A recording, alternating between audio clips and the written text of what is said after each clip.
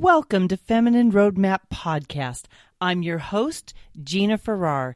Each week, I bring you an inspiring conversation to help you navigate the challenges and changes of midlife so that you can not only survive, but thrive in your second half. Hello, Feminine Roadmappers. It is Gina here. And today we are going to be talking about living a life of celebration. Life gets so busy and so full, especially in this season of midlife, when there's so many transitions, so many changes.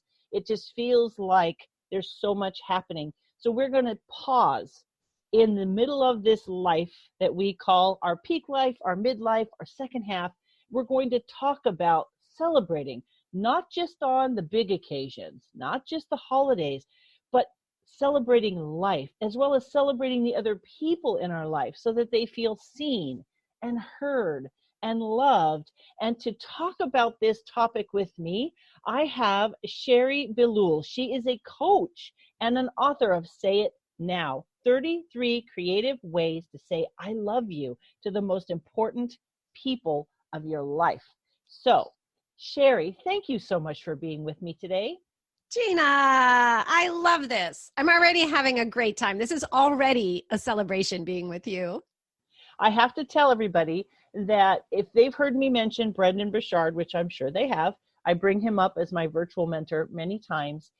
Over the years, as I've gone to his events with different members of my family, Sherry is one of his team. So I've actually gotten to know Sherry in kind of a distant, casual way. I see her about every 6 months. I say hello, sometimes it's a hug, sometimes it's a wave, but we've kind of slowly built this knowledge of each other, and I finally have an opportunity to sit face-to-face on Zoom and see her lovely smile and give you the chance to see the joy that I get to see every 6 months at the Brendon Burchard event. So Sherry, thank you again for saying yes to me. Oh, Gina, see, this is the joy of it, right? I know, because normally it's so busy at those events. We don't have time to see one another. But yeah, this is great. We're like, I know you. Hi. Yeah. So I love this. What a gift. So I know that you have this wonderful style about you, which people can't see. They'll see it in the picture for the podcast, but you always wear the cutest hats and you have this adorable style and you just effuse joy and you do effuse happiness and you're just a ray of light. And so I want to know, what is it that led you to this mission and message, that joy that's inside of you, that desire to celebrate yourself and everyone around you? What brought you to that message? Wow. Thank you, Gina. Thank you for those compliments. And as you might guess, or you might even know about me, all of this grew from depression and anxiety. So thank goodness it's been a very long time ago now. About 30 years ago, I wanted off this planet. I was so filled with those voices in the head, you know, who I should be, how I should be. I'm not living up to expectations. I'm not good enough. You name it. I had that kind of self-talk. And I was surrounded by great people and I had a great life, but I couldn't see it. I couldn't feel it. All I could focus on was what was wrong with me. And, you know, by some grace, love this about life. You know, I was led to a meditation class. And when I walked into that meditation class, Gina, it was like this iron wall closing in on me is how that depression felt. And I remember taking a deep breath in. You know, that's what you do. You know, you focus on your breath. And I literally felt no pain in one of those breaths.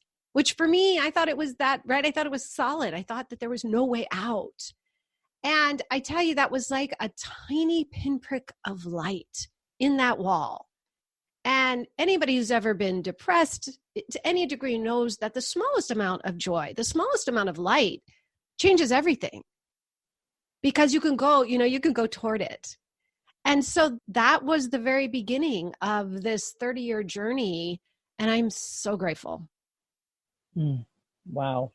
On that point of focusing on your breath, I tell you, it's more powerful than people realize. It sounds so simple, but it's one of those profound things where if you can sit still and slow your breathing and listen to your breathing and feel your breathing, it's amazing what it does to your nervous system. Right? I know. And I think the other thing is, I mean, there are probably 1,000 things about it, but what's dropping in for me that I've never thought of until sitting across from you, which I love that, how new things always come in, which is that the breath is life. And everything, in my own practice, we often look at all those voices in the head as, something that is not pro-life, right? It's something that kind of wants to kill everything in us. I don't know why. But that I just saw that when you said that the breath is life. And I think when I aligned with the breath, I felt a moment of life. And in that moment, there wasn't anything else but life. It's almost like a bubble. Yes. You can put yourself in a really nice bubble. Yes. So how did that pinpoint of light, how did that journey lead you to this place of having Simply Celebrate, which is your business, and it's all about celebration and love and joy in community? What led to that, and how long have you been doing that? Yeah. So what happened was what now seems like a very natural progression. At the time I was just living it. But what happened is after that little pinprick of light that I saw, I started looking for those moments. So it might be, I have cats. I've always loved cats. It might have been holding a cat and, she would purr. And that would be another moment. At the time, when I first started it, I would just say, I don't want to kill myself right now, truthfully. Like that's all it was. But if I had 2 or 3 of those in a day, that was a lot better than it'd been. Then slowly over time, I changed that language to, this is a moment of well-being. This is a moment of feeling good. And I realized that I didn't have to wait for them. I didn't have to just wait to see if they occurred, but I could create them. And that was a huge moment when I learned hey, I can call a friend and plan a trip to the beach. I started making lists of things that were moments of light. And as you might guess, the biggest transformation happened when I finally got out of my own head and I looked up and I saw there are a lot of people in the dark, to varying degrees, for many reasons, people who are grieving, people who are lonely, people who are, their dreams have been lost, whatever. It could be a momentary being in the dark, but I realized, oh, I could give them light. And of course, in the doing so, I'm always the first recipient. And so it immediately, of course, this was over, a number of years, but, slowly as I was learning all of those things and realizing the power of being the light for people, then of course I wanted to start sharing with other people because it felt like to me some secret, I know it isn't a secret, but to me it was like, whoa, all we have to do is love people and make celebration for them. And we're lit up in the process. It's life-giving. And I believe that part of our struggle when we are depressed, when we are struggling, is because we've shut other people out. Yes. Oh, yes. Right? Because at least for me, and I've heard other people talk about this, I didn't want to be a burden. I didn't want to be that black cloud. I didn't want to feel like Eeyore. I just wanted, I'm great at pretending to be happy. Now, thank goodness it's inauthentic. But at the time, I didn't want people to know, which causes more loneliness. Isolation emotionally. Yeah. Yeah. What was it that caused that for you? Did you have something like the shift from the darkness to the light? Did you do some work to eliminate that darkness so you could celebrate? Or was it just a kind of an undefinable darkness that you slowly climbed out of? Yeah, that's a great question. First of all, there are a lot of things. I mean, I think our family has a history of chemical depression. I just think it's in our blood. I happened to have a very, stressful childhood. There was all kinds of, abandonment, lots of stuff. But what really helped me, in addition to my own practice that I developed around finding the pinpricks of light, which was a huge practice, alongside that, I continued that meditation class that I went to. I am still practicing with the same Zen mindfulness awareness teacher. So it's been 30 years that I've been with her, Sherry Huber, and she specializes in, her number one book is called There's Nothing Wrong with You. So She specializes really in helping us get out of that head, out of those voices in the head, and into life and into what is really true. And so following, her practices alongside the ones I was creating, and then the luck, as you know, because you and I are also in a very positive community of people. I also just lucked out on falling into personal development, personal growth. So I had this Zen mindfulness, I had the personal growth side. Along with that came an amazing community of people. And my own practice, which, I always say this now, it's sort of a mantra. You can't be depressed when you are expressing love. The two, I think they just can't coexist in the same moment. And so that mantra for me, if I started to slip, I could talk more about this, but it's like I have this thing called a love list that is one of my favorite things to do, which is basically just making a list of things you love about someone and telling them. I would sit down and make a love list for someone. And I really think that it's true that being immersed in love is a huge antidote. It's akin to a gratitude journal. Exactly. Exactly. It is. Same, right? Yes. So tell me about this love list. Was that just an idea that came to you?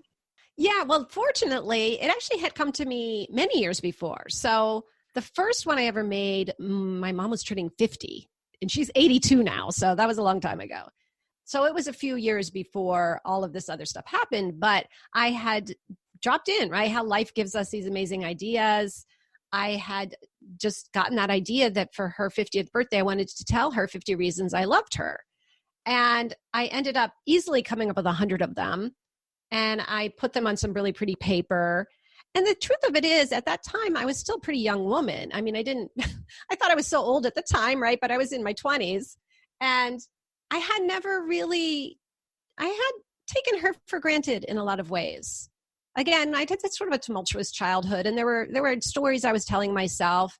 And making that love list was like telling myself the other stories, which were also very true stories. And it really changed our relationship. As you might imagine, who doesn't want to hear from somebody all the ways that we've impacted them in a positive way, all of the little things we do that make a difference. And so that was the first one I made, and I saw the power of it. I saw how it changed our relationship. I saw how it changed our relationship before I even gave it to her. It changed it in the making of it. And that became not only the practice that I do for countless people, but the cornerstone of Simply Celebrate. That's an incredibly powerful thing, isn't it? It's a mind shift. You specifically said there's these true stories, but there's also these true stories. In other words, it's not either or, it's both and.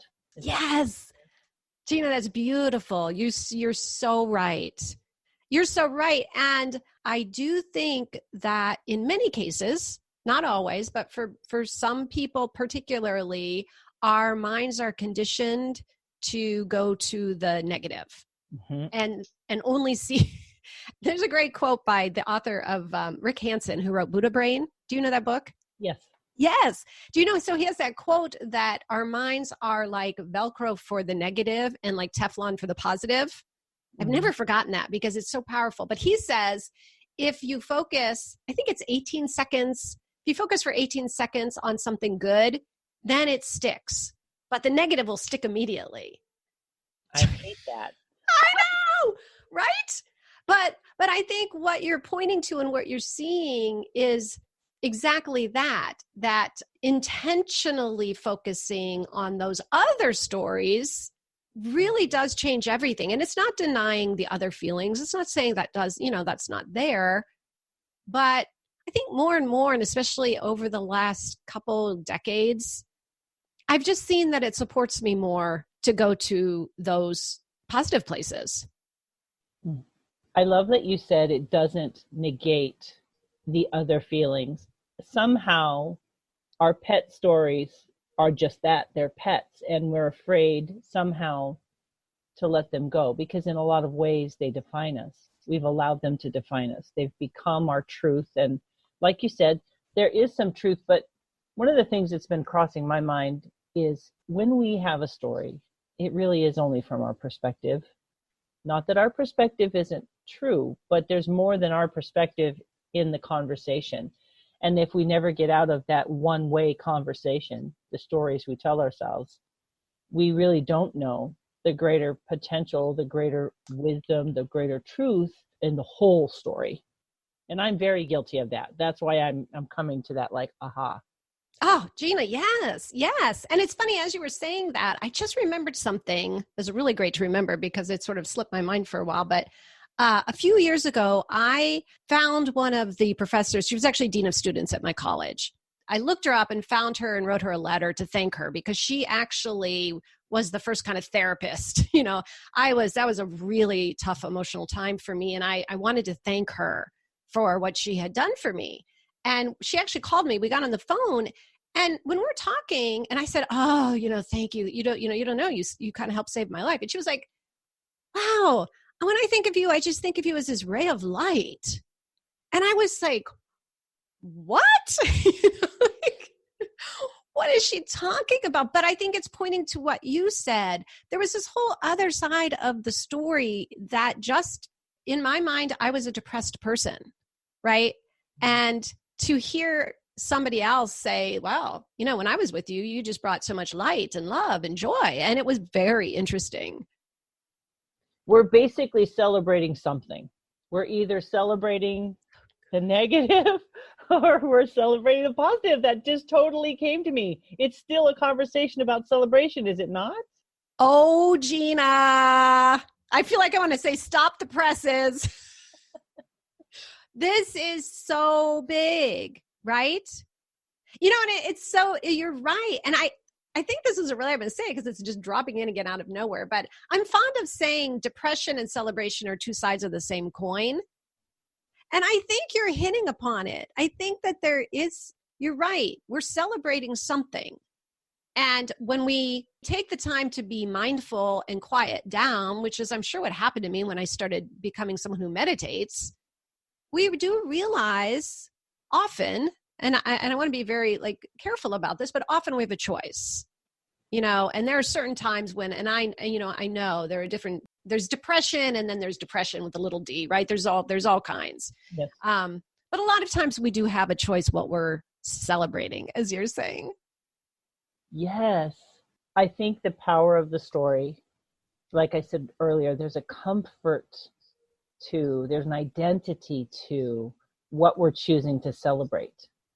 Like you said, you saw yourself as a depressed person. When I look back at my yearbook, like what people signed in my yearbook, and they're like, "Oh, you were such a good friend. Oh, you're so sweet. Oh, you're so, this, that, and the other." And in those seasons of my life, I was feeling isolated and separate, and my needs weren't met, but I was being the friend to everybody, but I was not able to receive. My comfort was in the giving. So I was trying to be all the things that people saw. But the reason I felt the way I did is because I had a story that I didn't have friends. They were friends. I was being their friend, but nobody was being a friend to me. Do you know what I'm saying? I absolutely do, Gina. This is so good, isn't it? Because I just wonder, do most people go through similar, I know if you look at my yearbook, I was most spirited. I was best personality. Right? Oh my gosh. Isn't that funny?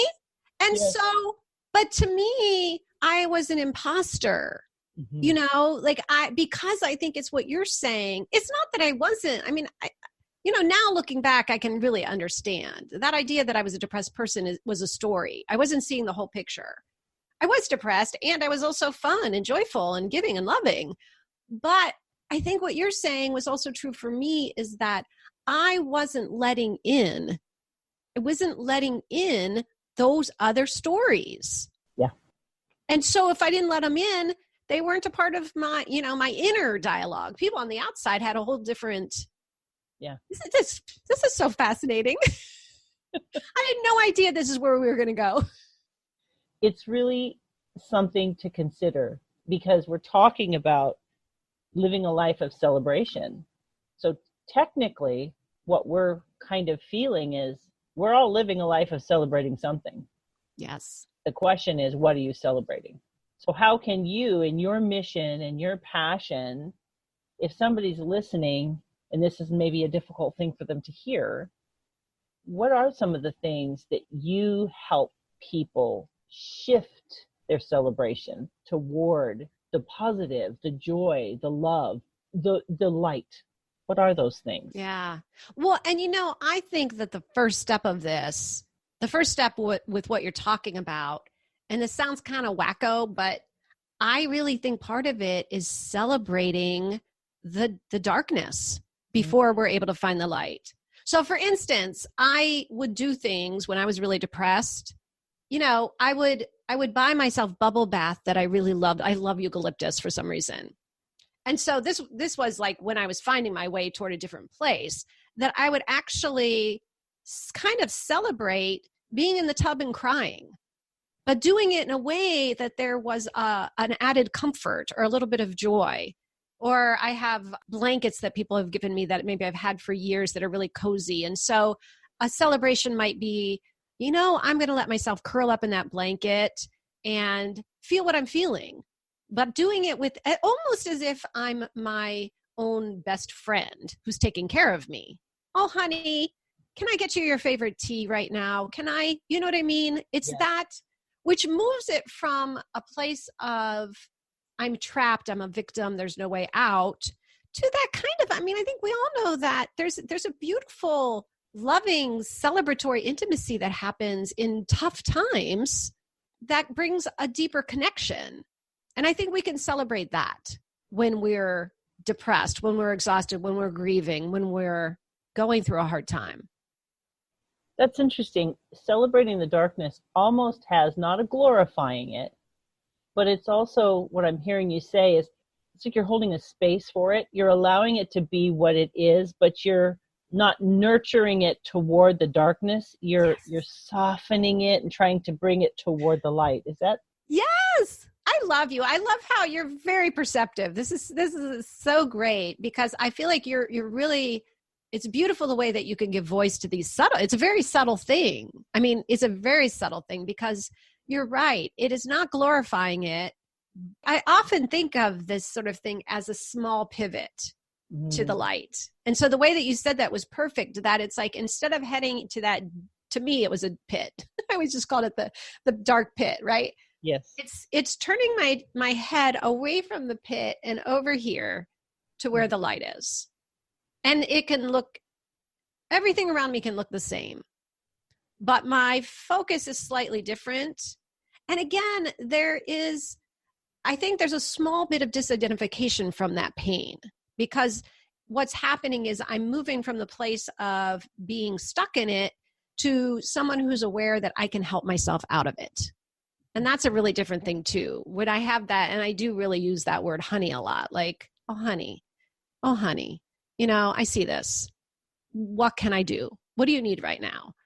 And so there's almost there's a sense of this other stronger part of me that can come forward. Mm-hmm. And eventually over time, and this is, I think, what your question originally was, but I think over time, what happens is that more capable, maybe wiser part of me starts to take over more. Mm-hmm. Yeah. I think it's that slow process that is challenging. We just want to get out. I know. Right? Or we just want it to stop. But I think back to the point of celebrating, if we can celebrate, like you said, turn away from the pit and look for the light. We should celebrate the choice of just turning our head. Brendan often talks about you have to celebrate your little wins along the way, because if you think you're going to celebrate when you get to wherever you're headed, you're wrong, because you haven't practiced acknowledging yourself for the choices, the good choices you've made along the way. You're building something, right? What habits are we building? Yes. Oh, Gina, yes. Yes. And it is also why everything in my work has to do with moments. My tagline is make moments into gifts, because it is each moment. So if we're thinking in terms of, if I looked, when I was standing in that place and I thought, oh, it's going to take me a decade till I'm really happy, that'd have been so depressing. But it wasn't that. It was that I had, starting actually from day one, after I had that revelation, I would have moments of well-being. And if we're able to live in those moments and celebrate those moments, that's very sustaining. Of course, it's more fun to have more of them. And, I hope that I continue as I grow older and older, which if I'm lucky enough to do, I hope that I get to have more and more and more of them. And yet a few a day was great. I'm wondering if shifting from happiness to joy, because happiness can be very circumstantial. Yeah. And joy is more internal, typically. I mean, if we're going to use it the way the personal development world might use the terms, happiness is dependent on something outside of us, typically. You make me happy. This makes me happy. Whereas joy is an internal kind of state of being, of recognizing, okay, this may be difficult, but I can be at peace and I can have joy and I can find, like you said, those pinpricks of light. So maybe happiness is too glorified and we need to pull that back a little bit. And because the shifts you're talking about making in celebration, from going from depression to celebrating joy, really comes by all those little bitty pinpricks of light. Yeah, right. And I'm going to take it a step further, if that's okay. Please. Because I'm really on a revolution to change the way that we see the word celebration, not only in the fact that, right now people think of it and they think of birthdays or weddings or graduations. So it's not only like that to everyday celebration, but also I really, and again, this comes from my 30-year Zen practice, I really celebrate being human. I think that, and this is a big leap, I know, but it doesn't even have to be that movement to joy that we celebrate. We can celebrate when we really accept ourselves for whatever human emotion we're having at the time, and to understand in the bigger perspective, we're like these creatures walking around this planet who, first of all, the fact that we can walk on these legs and then we have all these emotions and we feel things physically and we smell and we see. And if we can kind of back way up and just look at it as like, wow, this is a pretty freaking amazing experience, then we can celebrate that. And then that kind of lets us include other things along the journey. It's perspective. I think when we are in a dark place, like we talked about earlier, there's a real hard, unforgiving introspection happening. Yes. And separating ourselves from that hard introspection and getting that external perspective, celebrating life for where we're at, what's being handed to us, and back to the gratitude, right? Have you ever written a love list for yourself? Oh, yes, many. Yes. I have. I lead workshops a lot. And one time I was doing them for, I think it was a Valentine's Day thing. And so I was having people who weren't partnered at the time to come and make love lists for themselves. And someone coined it like a love list selfie, which I loved. So I call them that now. She told me I could use it. So yes, absolutely. Absolutely. I'm highly encouraging of the love list selfie. I do a lot for myself. I might write them all down. I have a recording practice. So I make tons of recordings for myself in my own voice. I might also do that. I might, at the end of a day, just sort of do a little like, oh, I love that you did this. I love that you did that. That was so awesome. And that's a part of it too. How do you help people celebrate other people in a time where we tend to text, we don't tend to write? We have a lot of virtual relationships. We do. How do you help people create connection and celebration in the busyness? Yeah.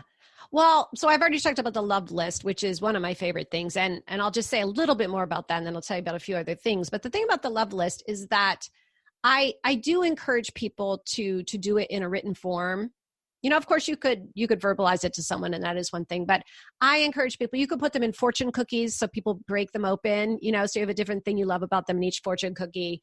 At the Easter time, you could put them as those little plastic eggs for your children, along with candy. You can make it into, a game where you hide one every day for someone to find in the house. You can put it into joy jar. They pull. I mean, there's so many ways, but they're very tactile ways usually. I also encourage people to make them and include some photographs because that really sparks emotion as well. So that is one way I try, and I help people and I walk them through, and I have prompts, and there's a lot of things I do to make it easy for people. Another thing that I love, and you probably got this already because I talked about recordings, I'm a huge voice memo fan. Most everybody has a smartphone. On there as a recorder. So let's say I'm out, like I was at the carousel, a few weeks ago, and the music playing, and I had a friend that we had ridden the carousel together before. So I just turned on the voice memo and played some of the music and then said, I'm really loving the memory of being with you here. Do you remember this? Do you remember that? And the music's playing and people are laughing and you hear, the sounds behind me. And I'm a huge fan because that can take a minute and it's very easy. And then you just send it by email or by text. And it's way better than a text, even though it can take about the same amount of time, because people can hear your love in your voice. In this case, like I try to do that sometimes, like if a song starts playing and it reminds me of you, I'll be like, Gina, listen, this song's on, I'm dancing around. Very simple to do and very, very connecting for people. I can say for myself, when there's something that happens in our brain when somebody starts to compliment us and they're like listing these things, you can't remember what they said. You're like feeling it in the moment. And then someone afterwards, what they say, and you're like, it was really nice. And it's like gone. I'm like, so having a voice memo would be fantastic because I can receive it, feel whatever I feel, but I can go back to it and then really experience it. Yes. And that, people tell me all the time, I'll get notes, months or sometimes even years later, people say, I was just listening to that voice note you sent me. And we need that, again, what we were talking about before, it totally turns our attention to the light to listen to those things about ourselves. Yeah. I mean, the other thing that I encourage people to do that is, to me, I love the mail. I love the mail. I know that most people don't even use it. Most people don't even, my son has never put a stamp, besides when we made him write thank you notes, but I encourage people, say, so maybe someone's like lonely or they're going through a hard time. One of the things I encourage people to do is like a weekly or a monthly something, right? So it could be cupcake of the week, or it could be drawing. I mean, your children are artists, right? It's perfect for them. Say they've got a lonely elderly grandmother or something. They could send a drawing or a watercolor every week or every month through the mail, which is another very tactile way. And the thing that I love about that is it really also, most of the gifts, actually all the gifts that I recommend are about relationship. And so in that case, you can see if I had a relative who was sending me some of their art every week, instant connection to who they are and their passion and what they love, and the fact that they've, maybe they've made me something they feel like I would like. But those to me are a few like really simple. I know for a lot of people it sounds like, oh, the mail, but truthfully, it's so simple, right? You could, whatever your passion is, you could send someone, maybe you're reading a book and you just send them a passage from the book, and every month or every week you send a passage from whatever book you're reading and say, we used to do that all the time when I was younger. Pen pals. Mm-hmm. And it was a form of love. It was really a form of saying to someone, I'm right here with you and I'm spending this time with you, even though they don't know it until a week later when they get it. But in our family, this is our third year. I probably heard an idea somewhere and I thought, okay, we're going to put together, remember when Princess House Crystal was like the rage? Okay, do you remember? That was so long ago.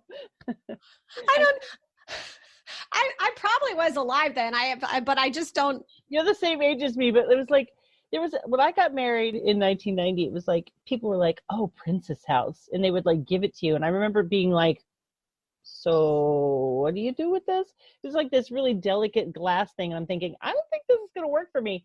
Well, I had thrown a candy glass, beautiful thing up in the cupboard and have had it since I got married. So clearly I've had it a long time. So I pull it out and I was like, this is going to be our jar. So we do mini celebrations. Oh, have everybody write on them, date them, and then we read them on New Year's Day. So we gather them all year. Well, then my girls, I have two daughters, they share they each have it's a Talenti. No, we love Talenti, you know, and it's gelato. It comes in these plastic tubs. So they took each a tub, they decorated them, and they dropped love notes to each other. And then they've extended it. They created they're so creative. This is the homeschool coming out of them. They took like Amazon boxes and created little red mailboxes. Oh, they hung them on their doors, and they pen pal.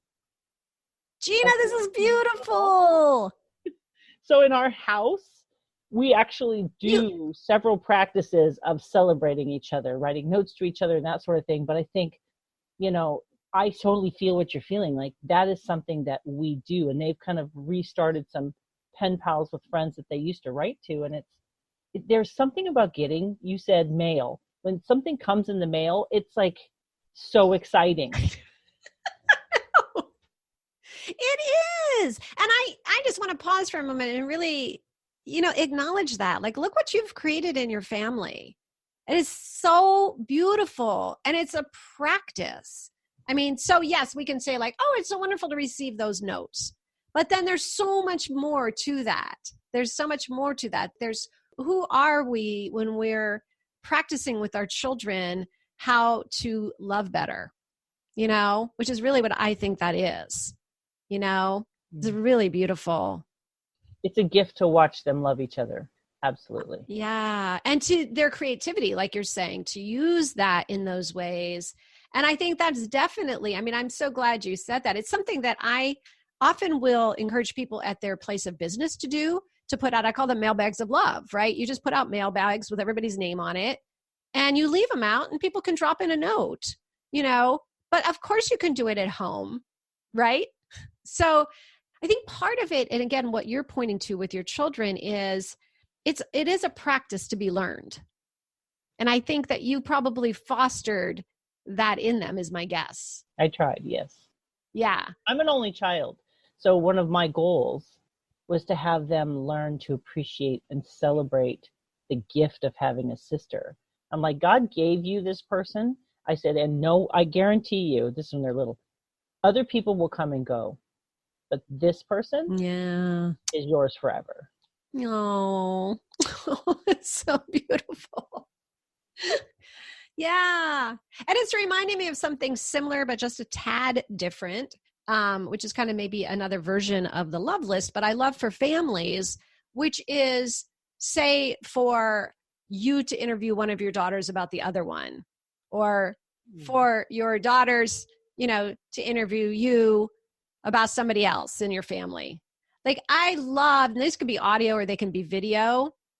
But again, I had this wonderful video that someone sent me of their 3 teenage daughters doing one for Father's Day.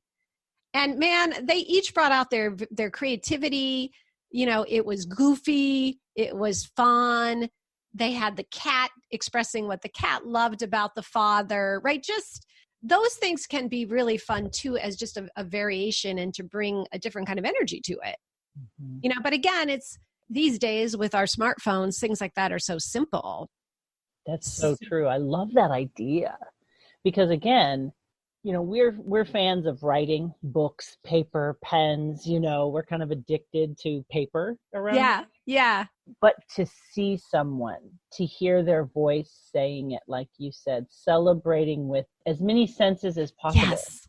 That's a great idea. Yeah. And I can tell you, it's particularly wonderful to do. Like if you interview someone's really young children, like 3 or 4 or 5, especially is hilarious. Or very elderly people, like to interview someone's father who's elderly. I have in the past done this for people. And then of course, you know, like people have passed away since then. And wow, those went from being like this really amazing gift in the moment to a family keepsake that we will never let go of. You know, my son's grandfather passed away a few years back, and we have an interview that I set up with my son and his dad, and then my son's grandpa too. So the 3 generations. It's priceless. And it's a real celebration of the bond between those 3 and between the family and the family stories. That's a great idea, celebrating those you love. It's interesting you mentioned that because I did just tell my oldest daughter, who is the closest to my mom, if you will, Uh-huh. because she's the first grandchild. And so my mom is single and I'm an only child. So it was like, you have that first grandchild. My mom was just like, a dry sponge for that. She loves both of them equally, but there's something about that first grandchild for her because she was really young. My mom had me at 19. So my mom was a young grandma because I had my first child at 24. Wow. Still like in her early 40s when I had. Wow. Yeah. So I said, you know what you should do, Amber? You should interview my mom. Yes. Just have a conversation with her and the memories, because she has a lot of memories with my mom in her garden or. Oh. And so I thought, wouldn't that be a great thing? And you're saying that, and I'm like, that's just like one of those serendipitous, like, don't forget. I Make that know. happen, because life gets busy. Because it's a gift two ways. I know, right? You're absolutely right, because if it's Amber, right? Your daughter, Yes. Amber. Mm-hmm. So Amber interviews your mom. And first of all, that moment is a beautiful experience of two people being present together, offline, just connecting. So that moment is such a gift. But then you have the actual gift of, Amber presents your mom at some point with this video or audio. And your mom is like, oh, I forgot we did that. Oh my gosh, that was amazing. And then 5 years later, Amber finds that video or audio and, oh, I'm so glad I did that. It just continues. It's like, it just gets more and more valuable over time. Mm-hmm. Yeah. I just love it. Oh my gosh. And it sparks so many ideas, because it seems like, Sherry, and you can correct me if I'm wrong, when you start the celebration, it wants to lead to another celebration. There's some part of the brain that gets like high on that hit of dopamine. I would imagine that would cause a dopamine hit. I love that. Around my house, they always call me the more is more person, right? Because it's like, and it's not coming from a scarcity place. It's just that's what happens. I'll get an idea and I'll think, oh, I'll bring Susie in on this. Now we'll both do this for our friend. Oh, and we can do this, so it is a training. It is a training of the mind. And before I forget, I just want to say also back to your beautiful thought about, encouraging your daughter to do this. I want to go back to, I think the biggest gift we give people is to really be present with them and reflect to them the impact they've had on our lives and why who they are is so amazing. I really think everybody needs this, and that's like the celebration. And so for your daughter to take the time to be present, with her grandmother in that way, I think that is just the best gift. And it's a lot of the gifts in my book have to do with how are we experiencing life with somebody? How do we create surprises with people? How do we create moments that we'll remember forever? How do we show people that we're listening to them, to those little clues? Somebody mentions that they haven't done photography in a really long time and they miss it. And so you think, well, I'm going to find this beautiful hike we can go on together and encourage, we're both going to take photos and share them afterwards. And, like things like that are, it's like, I hear you. And I really celebrate this part of you. Oh, that is such a fun idea. It's like cascading ideas about how you can love them. Yes. In their language. Yes. Do you know that book, The Love Languages? Yeah. It's always worth bringing into a conversation for the few people who maybe don't know it. Amazing, beautiful book about the different ways that people love to be loved. I told you before we hit record that I homeschooled. So the 5 Love Languages, which is the book we're talking about, is one of the books to help me know how to identify and meet my children where they're at. There was another book called The Way They Learn by Cynthia Tobias. Now this, even though I use it for a teaching concept, it's really, if it's somebody's in a leadership position, someone leads groups, this is a fantastic book because it talks about all of the different ways someone takes in information.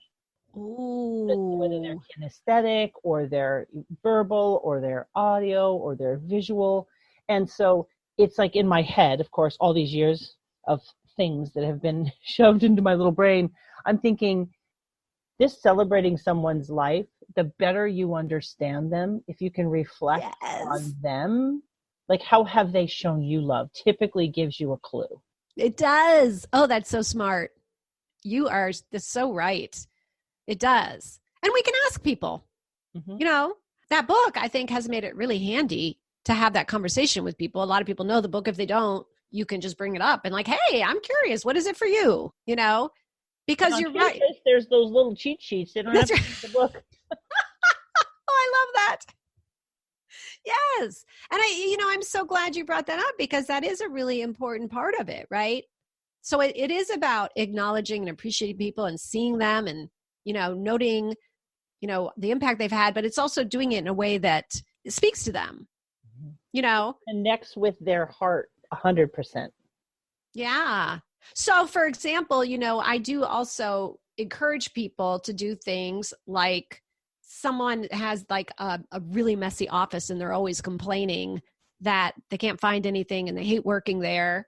And that could be your gift of love, is to give them a gift certificate to spend a day helping them clean their office, and you're going to get their favorite takeout food and you guys are going to play music that they love. And that could really be the way that that person experiences love, is having somebody do a service like that for them. It's also, again, I guess I'm just such a huge fan of being with people as much as we can in person, off our phones, off our computers. So, yeah, I'm glad you brought up that book. Sometimes I'm sure you've had this experience, when you learn something and then you apply it to your life, it becomes second nature in some ways. And there's the curse of knowledge, right? Yeah. When you understand and know something, we forget that it's not common knowledge. Yes, and even exactly. If it is common knowledge, it may not be common practice. And I think that's why we need people like you who write a book and say, hey, remember. I love that. Yeah. And especially, if coming full circle back to just that big general topic of celebration, I just want to acknowledge that, there's not a lot of practice in our culture. People rush by their goals. Even some of the bigger accomplishments in our lives, we might just reach them and then we're like, what's the next one? And there's not a lot in our society telling us to, hey, slow down. I'm a big fan of the very simple raising a glass at dinner to whatever it is. I try to practice that a lot. Like, my son finishes his essay. Way to go. Here's to Kane, for doing all that, for that work on that essay. Especially, I try to focus not on the, what grade did they get, or, did they win or whatever, but the process of it. Wow. Their investment in the process. Exactly. You signed up for that marathon. That's amazing. You don't have to wait for them to do the marathon to celebrate. So true. I will sometimes say to my girls, you're doing a great job adulting, honey. Oh, you do. Because some days. I love that though, right? That's a celebration. That is a celebration, right? Yeah. Yeah. And I think back to your point at the very beginning, where we think of celebrations as these big kind of to-dos, where you have to have the special plates, or you have to have decorate the house, you got to have balloons and flowers. But again, I had some technology issues, and I'm forging forward. My computer did something dumb and I had almost finished editing a podcast, and it decided to restart and do an update, and I lost it. So I have to go back and do it all over again. Well, the next day, my computer, it didn't lose it, but it did it again. I was like, that's it. I walked away from my work, and I'm like, I'm going to go do something constructive. I'm going to wash dishes. I just need to. And my girls had gone to Target. They bought me a new puzzle, the Mr. Rogers, The Beautiful Day in the Neighborhood book, and a young adult fiction book. We love to read young adult fiction because it's so much fun. Yeah.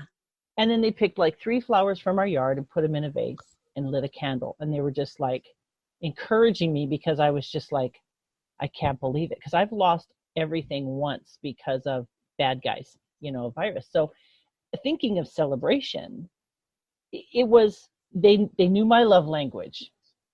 And they grabbed a couple of flowers from the garden, They bought me a brand new puzzle. I had just started one because I couldn't decide which one to do. I redo my puzzles. I don't give them away. I like do them over and over again. Yeah. But when you think about celebrating it, think about it. They were encouraging me because something yucky had happened, but they spoke my love language, which was somewhat of a celebration to lift my spirits. Yes. Yes. Oh, isn't it this? And it's astounding. Like, just hearing that story, I feel the joy of that moment. And we're not talking about like, they didn't have to spend 4 weeks, doing something, right? Like what I see in that story is they were paying attention. Oh, mom's having a hard time. They know what you like. They know what makes you happy, the puzzles, the books. Then they added that extra little twist of a topper of an extra special something, the bow on top of the flowers. Let's make this extra. And you'll likely remember that, if not forever. It's likely you'll remember it over and over and over again, many times. Right? Yes.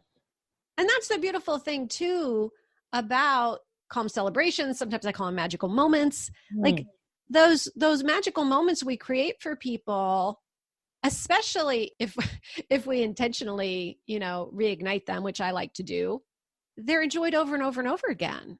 And now I'm enjoying it. Look at the ripple, right? Yes. Anyone who listens to this is also going to benefit from your children, from their celebrating.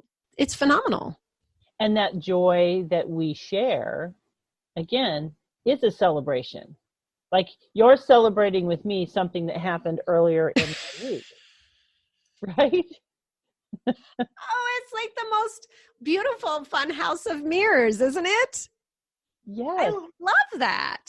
And you're pointing that out is a celebration for me, right? Because this is what I love to do in the world, right? So then you're creating another layer of, I hope people get that, It's a beautiful, it's a ripple. It's that magic house of mirrors. I'm reminded of, it's just dropping in out of nowhere, but one time my beau and I went to watch the sunset, which we love to do. And we had both secretly went and got things to bring to the sunset. So we had the same things. We both brought a bottle of wine. We both brought cheese. We both brought chocolate. It was really funny. And so we were laughing and celebrating that moment together. And I pulled out the voice recorder, which I'm really fond of. And I said, let's talk about this moment right now. So we started making a recording about the joy of that moment as the sun was setting. And then we started remembering all the sunsets that we possibly could. We couldn't remember them all, but we probably came up with like 25 different sunsets we'd seen together, and we recorded them all. And so that's another example of that sort of cascading joy. We loved it the first time. We made the recording, and it was a lot of fun to make the recording. Since then, I've sent him the recording every once in a while, right? Like, hey, it's amazing how that happens. When people ask me now, like, why are you so happy? That's why, right? It's just that I'm still getting reverberations from fun things that happened years ago now. But you're living life in meaningful moments. Yes. You're chunking it down to meaningful moments. Thank you. Yeah. Yeah.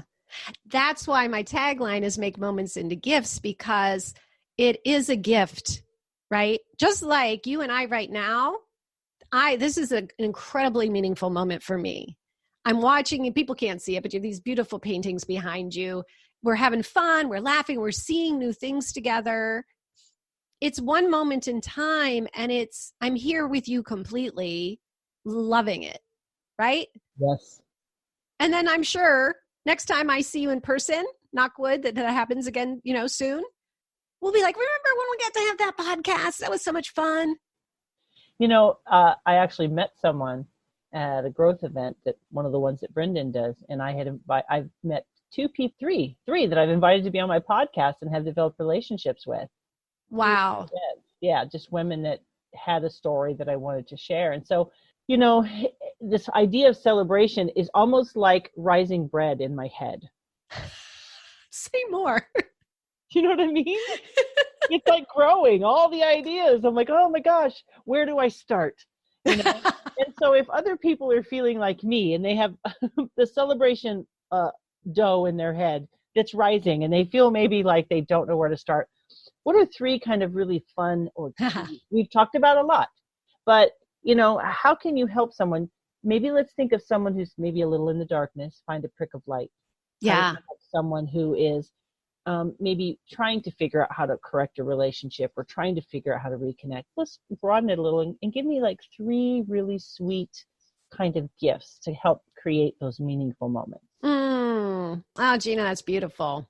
Well, to me, the first place to start is always getting quiet.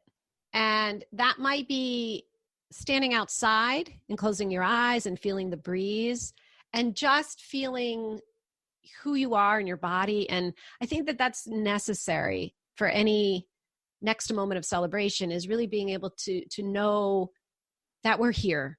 And, and then so the next thing might be very simply to open one's eyes and look around and just think, what is sparkling? And it's going to be different for everyone. If I'm looking outside right now, I just saw a butterfly flip by. To put your focus on like, oh, that one sparkly moment. And then maybe play around with it. Is there something else that sparkles?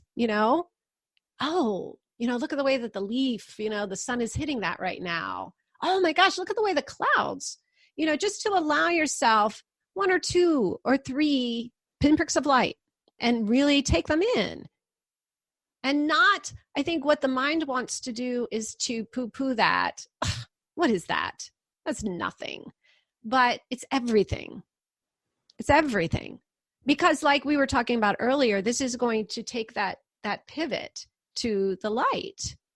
And I would just say then the third thing to do is to use that really wonderful, honey, what do you want right now? What would make you happy right now? Or what would bring you comfort? Or whatever the language that feels right, to ask oneself and really truly listen, like to start with there. Like, we might not be at that place that we're creating some fun, magical moment for ourselves, but we might be creating a soothing, peaceful something. Like for me, when it started with, honey, what do you want right now?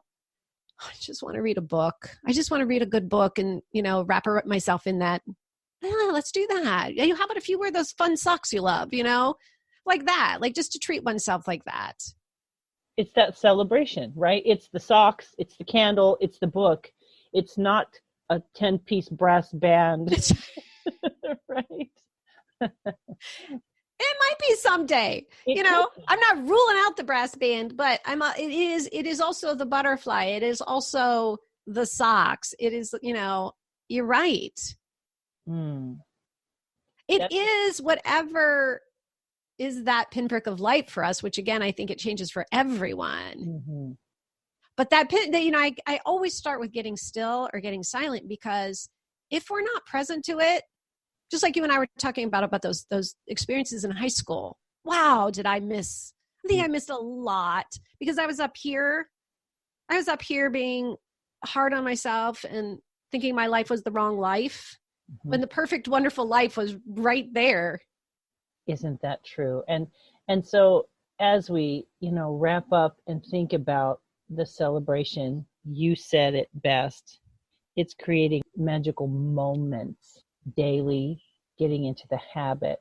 And one of the things I like to do, and it just came to me, and I'm going to do it with you before we sign off. Yay! I do Marco Polo with some friends. I have a friend in Tennessee. I have a friend in Irvine.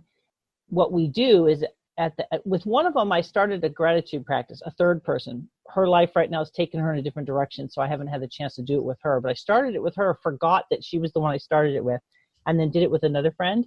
And I was like, oh, well, we can do it too. I was like, let's do this. So I'm going to ask you to share 3 things you're grateful for. Okay.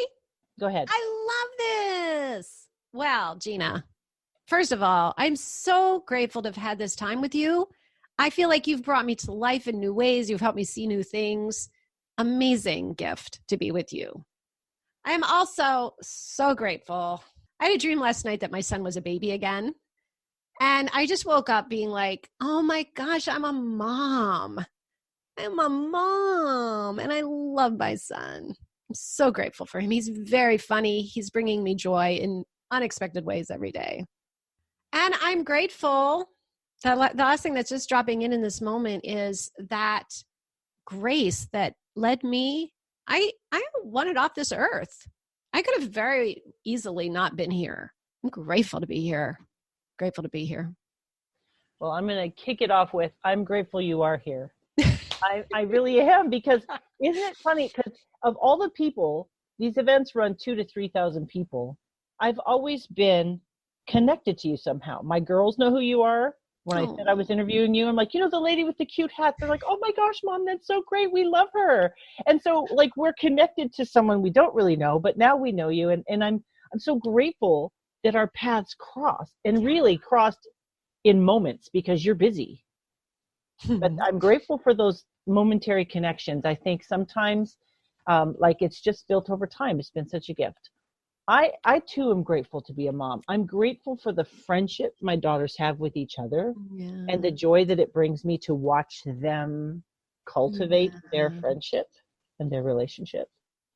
And I've been really grateful for having rain in California and cloudy skies, big fluffy white clouds with the blue sky. It just, as you can see by the paintings, I'm obsessed with the sky, which is why my girls paint me sky pictures. It's like one of my favorite things. So I'm so grateful for the beauty in the sky, and it changes all the time. So it's of joy for me. Oh, Gina, that was fun.